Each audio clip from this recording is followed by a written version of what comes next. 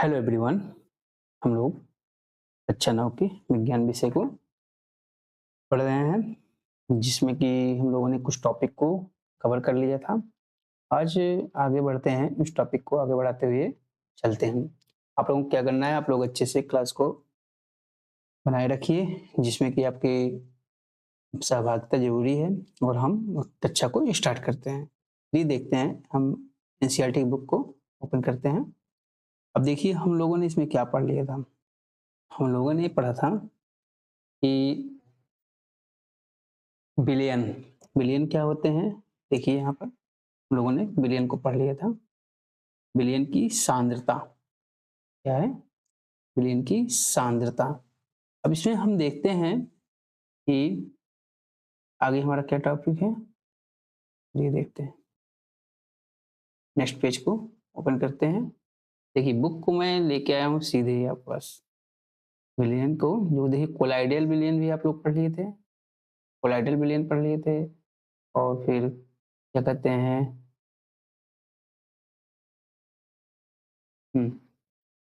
Colloidal billion क्या है? आपको देखिए यहाँ से बताया था मैंने। द्रव गैस, द्रव गैस एरोसॉल होते हैं। ठोस गैस एरोसॉल, गैस द्रव, फोम, द्रव द्रव इमल्सन, ठोस द्रव सॉल, गैस ठोस फोम, द्रव ठोस जेल। देखिए कौन कौन से मिले होते हैं, जैसे परिचित प्रावस्था, प्रक्षेपण माध्यम। इस सब जो माध्यम होता है उसमें गैस में देखो क्या मिलाया गया, द्रव मिलाया गया। गैस में क्या मिलाया गया, ठोस मिलाया गया। जब गैस में हम ठोस मिलाते हैं क्या बनता है, एरोसॉल। एरोसॉल के अंतर्गत जैसे क्या आता है, धुआं, स्वचालित वाहन का निथार, शेविंग क्रीम। इसमें आता है द्रव में गैस मिलाया जाता है तो ये फोम बनता है। फोम में क्या रहता है, शेविंग क्रीम। आप लोग देखते होंगे जब शेविंग कराने जाते हैं जो पुरुष, उसमें क्या होता है कि फोम लगाते हैं। फोम में उसमें क्या-क्या मिला रहता है, द्रव रहता है और गैस रहता है।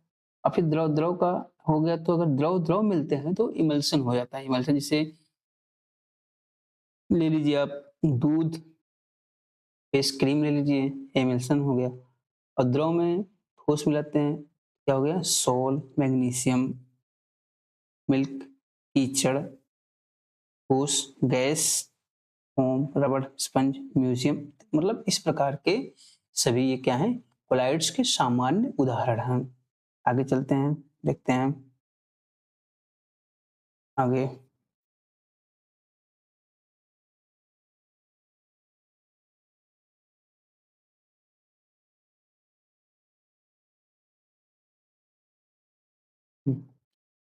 अब देखिए नेक्स्ट पेज पे हमें क्या मिलता है, कोलाइडल गुणधर्म हम लोग पढ़ लिए, शुद्ध पदार्थों के क्या प्रकार हैं ये भी पढ़ लिया हम लोगों ने। अब देखना है हम लोगों को क्या करते हैं, यौगिक। यौगिक, अब वो क्या करना है, यौगिक को देखना है।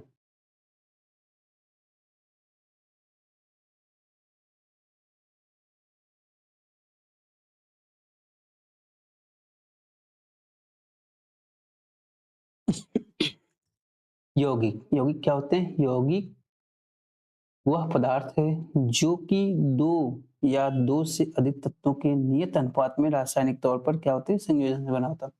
मतलब कि एक ऐसा पदार्थ होता है जिसमें क्या होता है, उनका अनुपात नियत रहता है और दोनों को आपस में मिला करके बनाया जाता है। अब देखिए हम आपको दिखा रहे हैं यौगिक क्या होते हैं। चलिए नोट करिए आप लोग।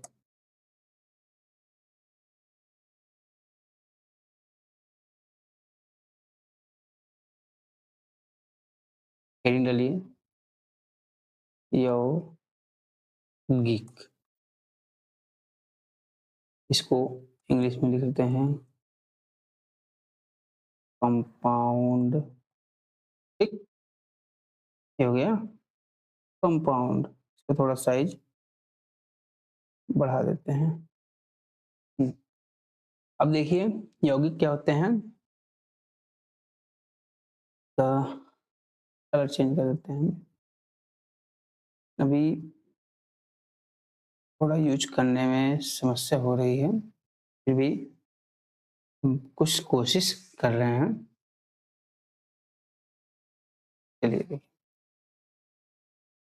एक यौगिक, देखिए एक यौगिक वह पदार्थ है जो कि, ध्यान दीजिएगा, दो या दो से अधिक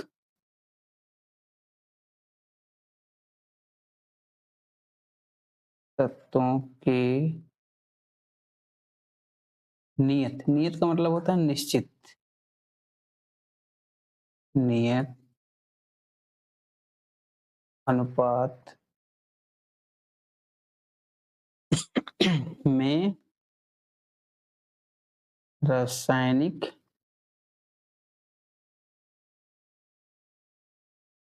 तौर पर संयोजन, क्या होता है, संयोजन यानी संयोग से, संयोजन से बना है। देखिए इसमें, देखिए यौगिक हो गया। अब आप ले लीजिए, क्या कहते हैं, इस तरह हम लोगों ने देख लिया कि यौगिक क्या होते हैं। आप देखते हैं मिश्रण और यौगिक में क्या अंतर होता है, मिश्रण और यौगिक में क्या अंतर होता है। अगली स्लाइड ले लेते हैं हम, दूसरी स्लाइड, चलिए। हम्म,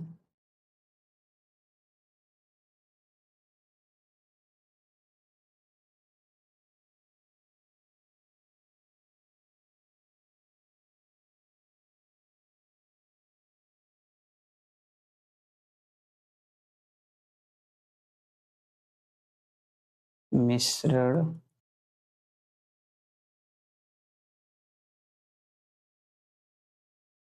और यौगिक में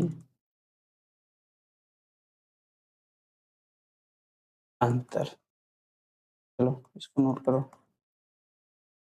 what is the difference between mixture and compounds. अब मैं एक तरफ इसका कोई और कलर ले लेता हूँ, इस पेन का, पेन का कलर ले लेता हूँ, इसको यहाँ पर लिखता हूँ। पहले लिख लीजिए आप यो मिश्रण,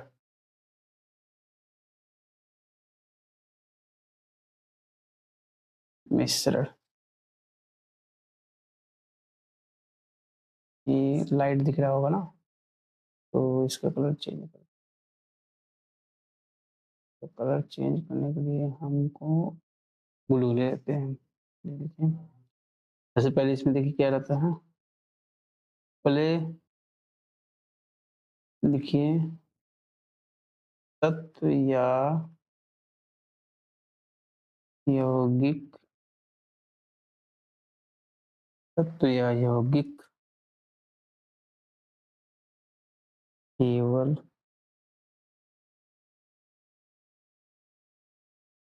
मिश्रण बनाने के लिए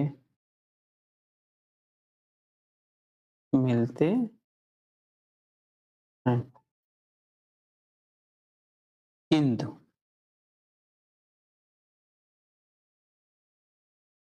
किसी नए यौगिक का निर्माण नहीं करते, निर्माण करते, कह रहा है कि तत्व या यौगिक केवल मिश्रण बनाने के लिए मिलते हैं। मतलब क्या होते हैं, जो तत्व होते हैं या यौगिक होते हैं, किसके बनाने के लिए होते हैं, सिर्फ मिश्रण बनाने के लिए, लेकिन किंतु किसी नए यौगिक का निर्माण नहीं करते हैं। दूसरा देखिए, दूसरा क्या है हमारा?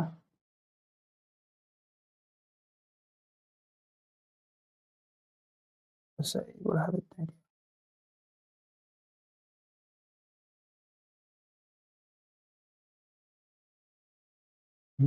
देखिए, दूसरे में ये मिश्रण का संगठन, जो मिश्रण होता है इसका निर्माण कैसे होता है? मिश्रण का संगठन कैसा है? परिवर्तनीय है।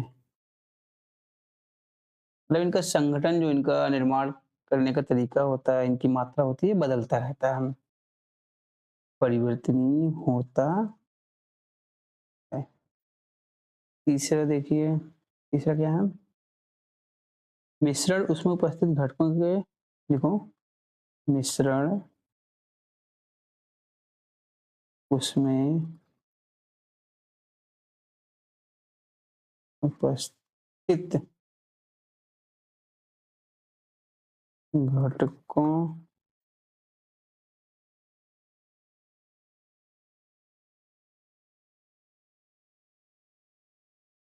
ये क्या हो गया?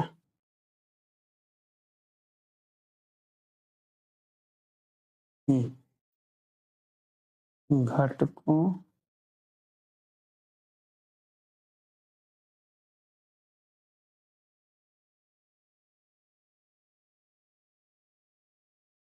के कलर चेंज हो गया। चलिए, गुण किसका? गुण धर्मों को दर्शाता है। चौथा लिखो, चौथा लिखिए आप।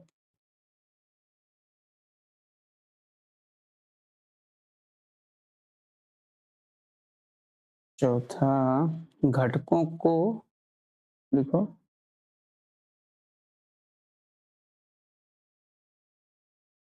तो भौतिक विधियों विधियों द्वारा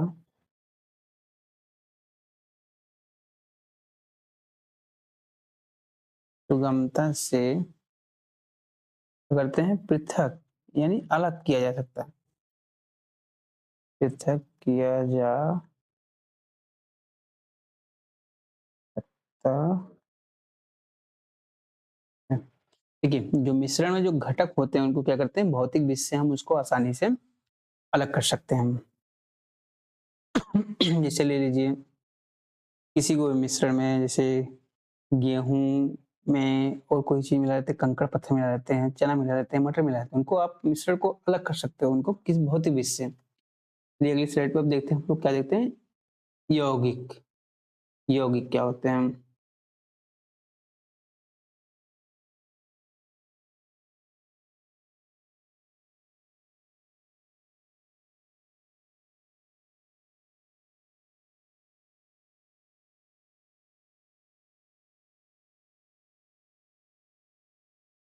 यौगिक हेडिंग डालिए, इसको ब्रैकेट में लिख लीजिए, कंपाउंड।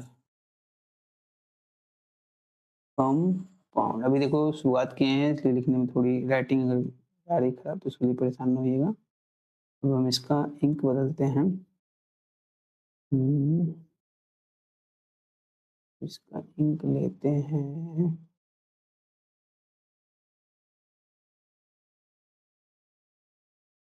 हो गया कंपाउंड।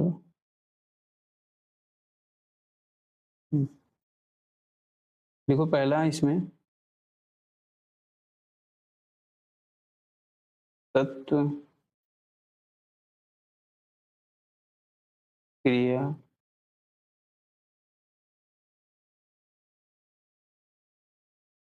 करके नए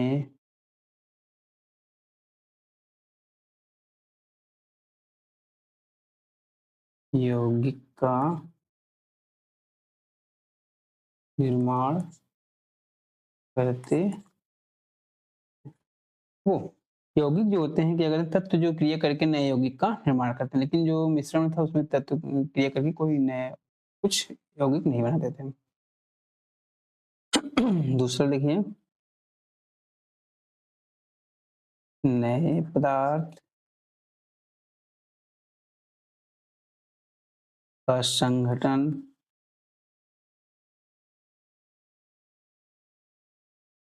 सदैव क्या होता है? स्थायी होता है। क्या होता है? सदैव स्थायी। जबकि मिश्रण में क्या था, जो नया पदार्थ बनता था उसका संगठन स्थायी नहीं होता था। नए पदार्थ का संगठन सदैव स्थायी होता है। तीसरा लिखिए, लिखते चलना। लिखिए, नए पदार्थ के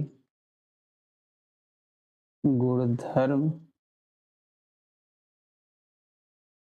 पूरी तरह से भिन्न होते हैं। यानी जो नया पदार्थ बनेगा उसका जो गुण रहेगा क्या होगा, वो पूरी तरह से भिन्न होगा।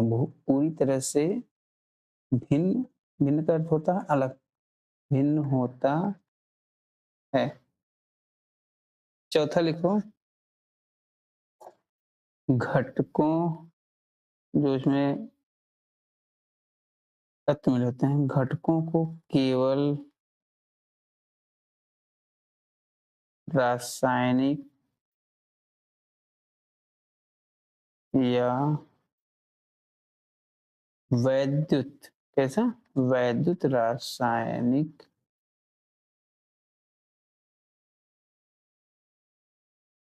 प्रतिक्रिया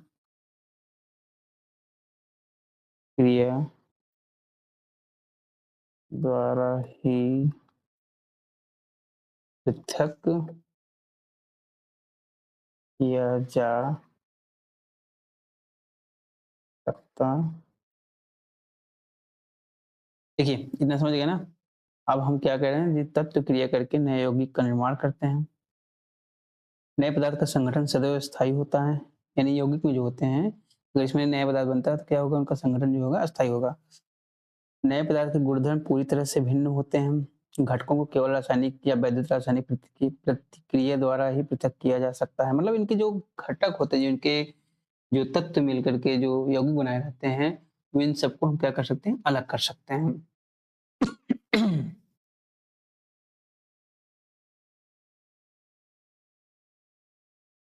अब आगे देखते हैं हम लोग। इस तरह देखिए, हम लोगों ने काफी टॉपिक को समाप्त कर दिया। आज हम लोगों ने क्या देखा, मिश्रण और यौगिक में क्या अंतर होता है। तो चलिए हम कुछ यहाँ पर एक चार्ट बना दे रहे हैं आपको, इसको देखिए, इसको नोट कर लीजिएगा।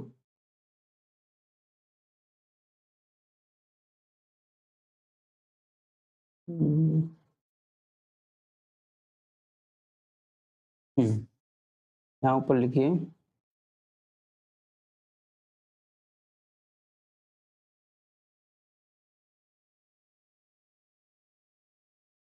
पहले देखिए हम लोग क्या पढ़ रहे थे, पदार्थ ना।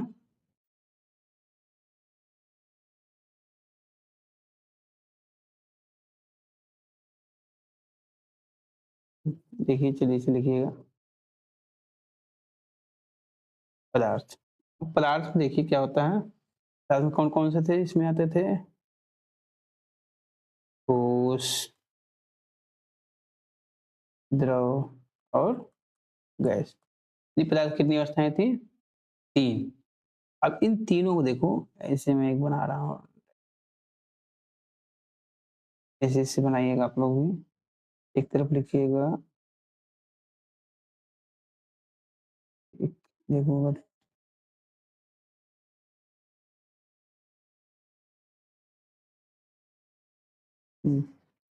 यहाँ लिखिए, क्या करते हैं, कलर बदलते हैं इसको।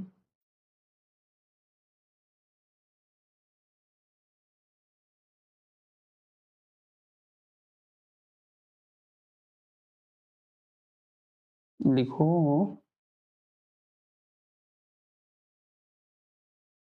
शुद्ध पदार्थ। तो यहाँ लिखो इधर मिश्रण क्या लिखोगे? मिश्रण। ब्रैकेट में लिख लो, इसमें चाहे तुम कोई भी जो इसका ये संगठन नहीं होता, इनका जो होता है ये संगठन नहीं होता। इसको इरेज कर देते हैं हम।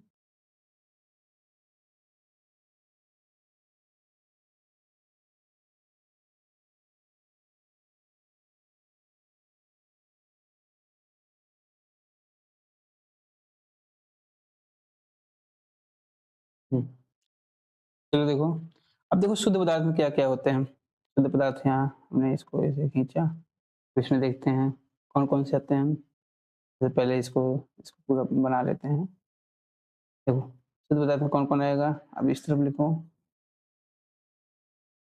इस तरफ भी देखो बना लो। शुद्ध में आ जाएगा तत्व, क्या आ जाएंगे? तत्व। और इस तरफ लिख लो यौगिक, एलिमेंट्स एंड कंपाउंड। ये हो गए, देखो क्या हो गए, एक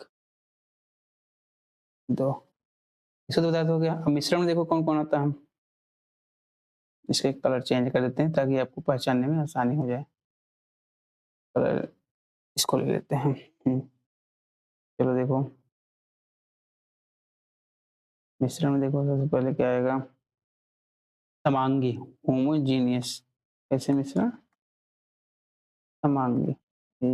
सर्कल कर दे रहा हूँ क्योंकि आपको पहचानने में आसानी। इसको हो जाएगा विषमांगी, इसको भी लिख लो विषमांगी। ठीक, ये दो मिश्रण हो गए इधर। अब देखिए अभी हम लोगों ने क्या देखा था, इसमें देखो तत्व में क्या था। तत्व में ऐसे ऐसे ऐसे ऐसे कर देते हैं, ऐसे लिख देते हैं थोड़ा थोड़ा। क्या होगा इसमें, इनको देखो विभक्त नहीं कर सकते, क्या कर सकते हैं इसको, विभक्त नहीं कर सकते हैं। अब पूछो किसमें, तरल पदार्थों में। किसमें? तरल पदार्थों में। जो शुद्ध पदार्थ होते हैं उनको और तरल पदार्थ में विभक्त नहीं कर सकते हो। इसमें देखो इधर, जैसे कौन कौन सा हो गया, कॉपर हो गया, कॉपर जानते हो ना, तांबा। और ऑक्सीजन, ऑक्सीजन जान ही रहे हो आप लोग, ऑक्सीजन जो गैस हम लोग श्वसन क्रिया में लेते हैं अंदर। लोहा,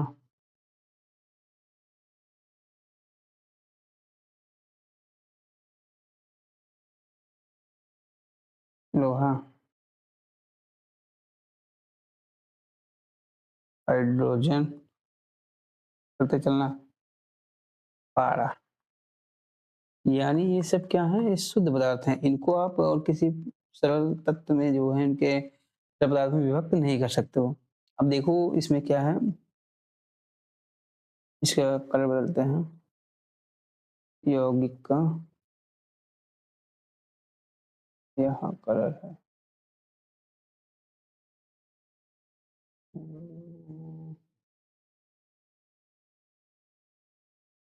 ब्लैक ले लेते हैं। यौगिक में आ जाइए, देखिए यौगिक में क्या होता है। यौगिक में मैं लिख रहा हूँ, इनका जो संगठन क्या होता है, संगठन अभी हमने बताया था ना, सब नियत होता है, निश्चित होता है। क्या होता है संगठन? नियत होता है। अब इसमें देखो आगे,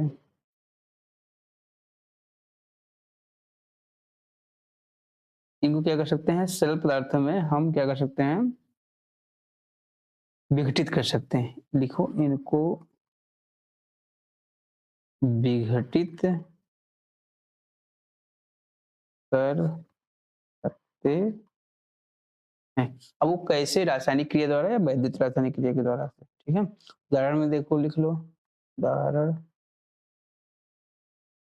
जल। जल को अगर आप दो भागों में बांटो, किसमें बांटोगे, जल का क्या होता है H2 है ना, इसमें हाइड्रोजन और प्लस ऑक्सीजन में डिवाइड कर लोगे, किस किस रेशियो में रहेंगे। देखो इसको 2:1 रहेगा। देखो हाइड्रोजन कितने मॉलिक्यूल्स हैं, 2 मॉलिक्यूल्स हैं, और ऑक्सीजन के 1 मॉलिक्यूल्स हैं। इस तरह आप इनको अलग कर सकते हो। चीनी ले लीजिए, चीनी, मीथेन, नमक, इन सबको अलग कर सकते हो।